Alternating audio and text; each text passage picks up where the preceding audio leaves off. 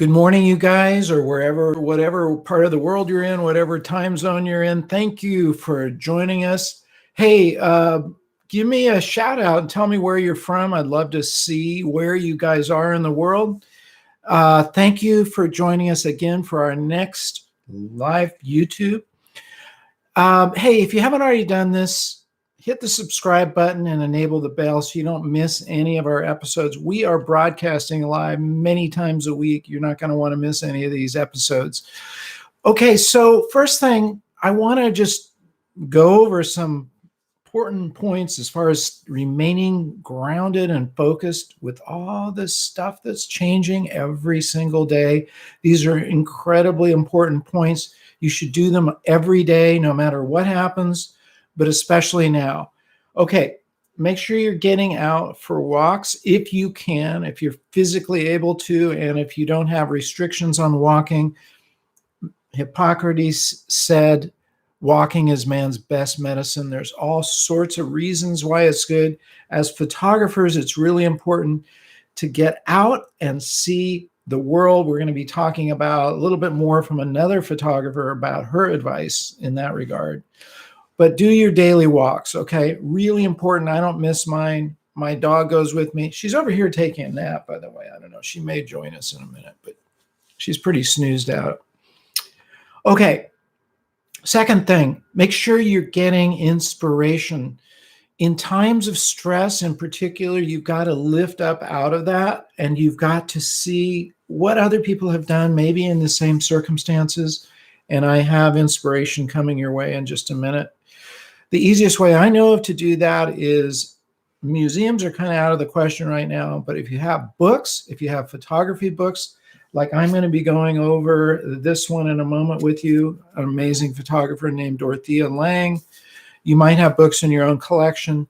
Make sure you're digging into those and getting your inspiration. You'll hear every photographer I've interviewed talks about how important that is. Bob Holmes, Dan Milner, every one of them talks about you've got to get your own inspiration. By the way, I mentioned on the one of my last live streams that I had been inspired by this film. I think it was on Netflix called Sound City. It's about music. It's not about photography, but visually there's all sorts of amazing things going on that can't help but inspire you. But one of the musicians mentioned this point. Find out who you are inspired by, and then look at who their inspiration was. That's a really clever point. Look for the photographers that you're inspired by, and then dig in there and find out who inspired them. So Bob Holmes makes it really easy in his class that we just recorded, and we're releasing tomorrow, actually, the second stage of it. By the way, make sure you join us. Bob Holmes, 10 a.m. tomorrow. He's just back from Patagonia. Amazing adventure. But Bob actually goes through the books of the photographers that inspired us, inspired him, inspired me too. And he gives us notes and like what it is about their photography that especially inspired him. Okay, so the next thing is daily. Write in your notebook, daily journaling, really important. Put your thoughts down there no matter what. I do this every single day. I put my notes in here, things I really want to remember, what's going on, what the challenges are, what I've particularly brought into, my vision, what I've seen that really inspired me or whatever. Okay, the last thing, I'm adding this to the list. You might have some time on your hands. You might be in your home, can't go out. Put order into your studio. And by that, I mean whatever you call your studio, even if it's a desk, with your computer monitor on it, that's your studio. You've got gear. Put order into that gear. Put order into your surroundings. That'll actually make you feel better and work better. And it's a really important exercise. Put order into your studio every single day. That helps you remain focused. It's actually a very good exercise. By the way, in education, it's been found that a person has to hear something 9 times for it to really register and sink in. 9 times. You hear something once, it kind of flies by. You go, okay, cool, whatever. You hear it again, maybe a little bit more. The third time, maybe it's starting to sink in, but by 9 times, you realize, whoa, this must be important. Visualization is like that. You might have heard that term. It means seeing with your mind's eye in all senses of the word. But there's a way to develop your visualization, and this is really important. Again, many photographers I've interviewed have said this, and that is to look at other people's work, not to copy them, but to see what they saw. Okay, so today I'm going to take up one specific photographer. That is Dorthea Lange. I held up her book here. Now, who is Dorthea Lange? Her Wikipedia says she was an American documentary photographer and photojournalist. Hey, like Dan Milner. She's best known for her Depression-era work for the Farm Security Administration. That was an administration that basically was helping farmers from going under during the Great Depression, which was in the 1930s. One of the reasons I chose her work is we're going through some really weird and rough financial times, and this is good to look at how she addressed this era. Lange's photographs influenced the development of documentary photography, therefore Dan Milner, and humanize the consequences of the Great Depression, humanize those things. And this is something we do as photographers. We bring our vision and our photographs to the rest of the world. Wherever you are, you're in a unique surrounding. Like somebody left a question, what do I do now if I want to be a documentary photographer or photojournalist and I can't travel? The answer is you document wherever you are. Let's say you're in Spain or in Portugal or in Brazil. Well, I'm not there. You may look around and say, these are my just regular surroundings. Nobody's interested in that. But you know what? The rest of us are not there. So it's like we're traveling there and we're seeing through your eyes whatever that story is. And that's really important. That's what we do as photographers. Okay, so who was Dorthea Lange's inspiration? First of all, let me just show you some of her work, and then we'll talk about who her inspiration is. This is probably her most famous photograph. Okay, and that was, I believe, published in Life magazine. Again, this is during the Depression era. This woman, look at how amazing that composition is. Unbelievable. Even though Dorthea Lange is in front of her, and I believe she used a 4x5 camera. That's a big camera, It's as big as this book, So she's right there in front of that woman, but the woman is not influenced by her. She's worried and she's looking out with her children behind her and wondering what's going to happen next. We get this amazing story in this one photograph. This is just a remarkable photograph.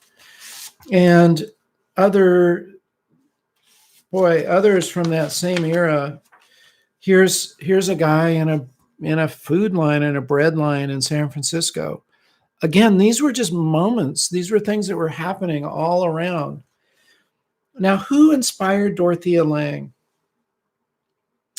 She put this quote, she tacked this quotation that I'm going to read to you onto her darkroom door in 1923, where it remained until her death in 1965. Now, here's the deal. Just to put this in context, when you put something on your darkroom door, that's pretty profound because that's where you enter to process your photographs. And in order to get to, your printing and developing and so forth, you have to go into your darkroom. Well, it's there every day, every time she opened that door, which was probably many times a day, she read this quote. Obviously, a huge inspiration for her. It's inspired me. It's written by Sir Francis Bacon, who was a 16th century philosopher, obviously not a photographer. And remember that you can be inspired by anyone. It doesn't mean your inspiration is only from photographers. She was inspired by this philosopher. There's one word that you may not be familiar with. I actually had to look it up, and it is imposture. Imposture. What does that mean? It means that you're putting on some fake personality to deceive someone else. You're faking it. You're a poser. That would be our modern term. You're posing instead of genuinely being who you are. That's imposture. So let me read you this quote. I recommend you tack this up too. I'm going to put it on my door here, which may not be my darkroom door, but it's the door to my studio. The contemplation of things as they are, without error or confusion, without substitution or imposture, faking it, is in itself a nobler thing than a whole harvest of invention. I'm going to read it again because remember 9 times. I'm not going to read it to you 9 times, but this really should sink in, okay? The contemplation of things as they are, without error or confusion, without substitution or imposture, is in itself a nobler thing than a whole harvest of invention. Looking at things as they are is incredibly important. Remember, you've heard Bob Holmes say that many people just don't even see. And that's what makes a photographer, because you stop and you see something and it impacts you. And you say, I want to pass along what I felt to you. So things as they are, without error or confusion. You're not being confused by it. You're looking at it and you're capturing it. Without substitution or imposture. Don't say, I need to photograph this like, I wish I could photograph like, so that's imposture. There's only one person who can capture what you see. That's you. You do have that unique vision. That's what's beautiful about photography. It's your unique vision. It's a nobler thing than a whole harvest of invention. We're being bombarded constantly by things that are being invented and new cameras and new software. And, that's not the importance of photography, you guys. It's that you can see what's in front of you and you photograph it. Another beautiful quote from Dorthea Lange. The camera is an instrument that teaches people how to see without a camera. Whoa. Okay. That's like a Zen. This is almost like a piece of Zen here. Now you got to really think about it. Zen just means looking, by the way. It means looking and seeing and knowing. The camera is an instrument that teaches people how to see without a camera. You're teaching not only yourself, but those viewers, they're seeing something that you saw, and that has impact, that has meaning, that can have beauty, it can have a message, it can have emotion. All those things can be layered into your photograph. Remember that. Okay, so I was actually hoping to keep this 10 minutes. I've already run over my expectation. Where are the comments? Okay, guys, I got to get this figured out because I don't see them on my stream. Give me a second here. I'm still figuring this all out, but I see you guys are out there, which is really cool. It makes me feel good to know I've got people listening and watching. This will go up on the channel too later, so you can watch it.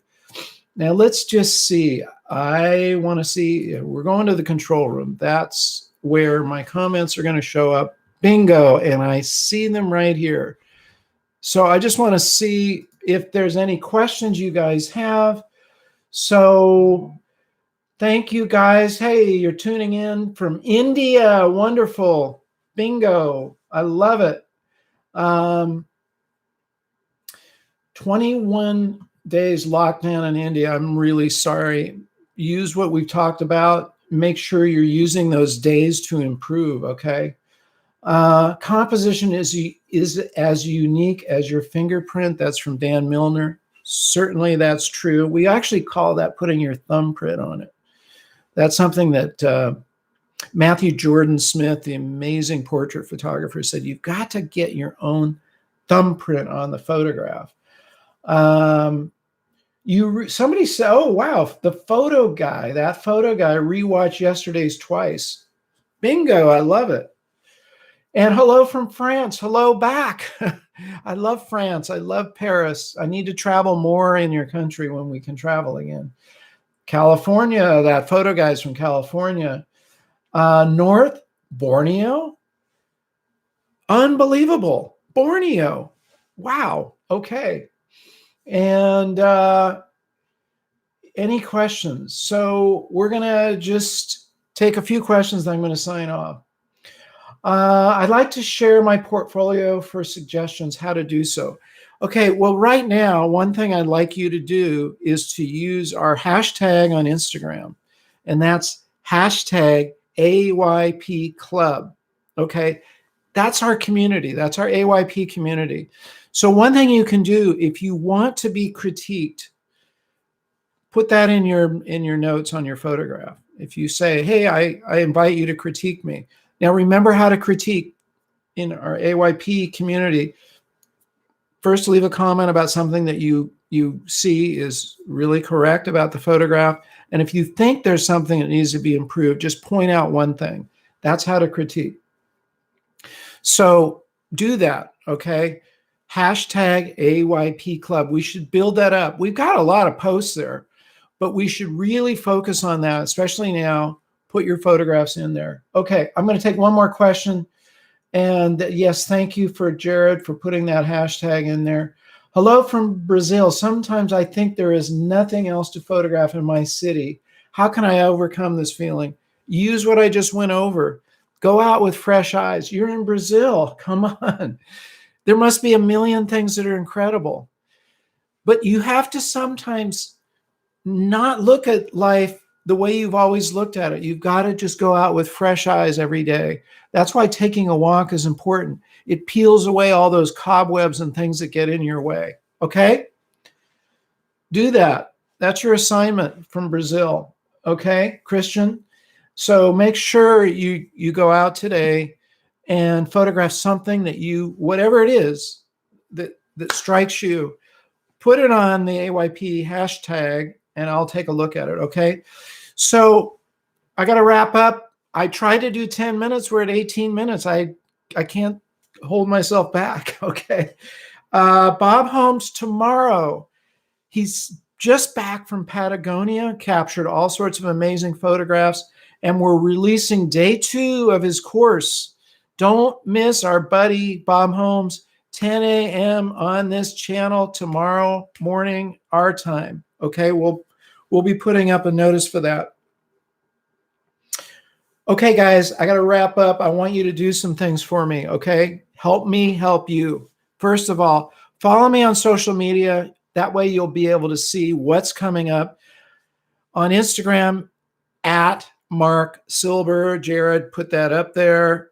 The other place you can follow is on our Facebook page. Also, Jared will put that up there for you. So follow us on those 2 places and you'll see what's happening. We give updates, okay? If you haven't already done this, subscribe now and enable the bell. Will you please tell your friends? Remember, if you show up and you bring one other person with you every time we do this, we're going to keep doubling. Do you guys agree this is an important message, what we're going over here? Okay, thank you. I know you agree with that. So tell your friends, share, like, leave your comments when the video goes live, and remember to get out and capture your own images of life. I love you guys. See you soon. I'm going to sign off here as soon as I figure out how to do that. And we'll see you again tomorrow. You might hear me for a minute because I'm still figuring this all out. Here we go. I'm going to end the stream. Love you all.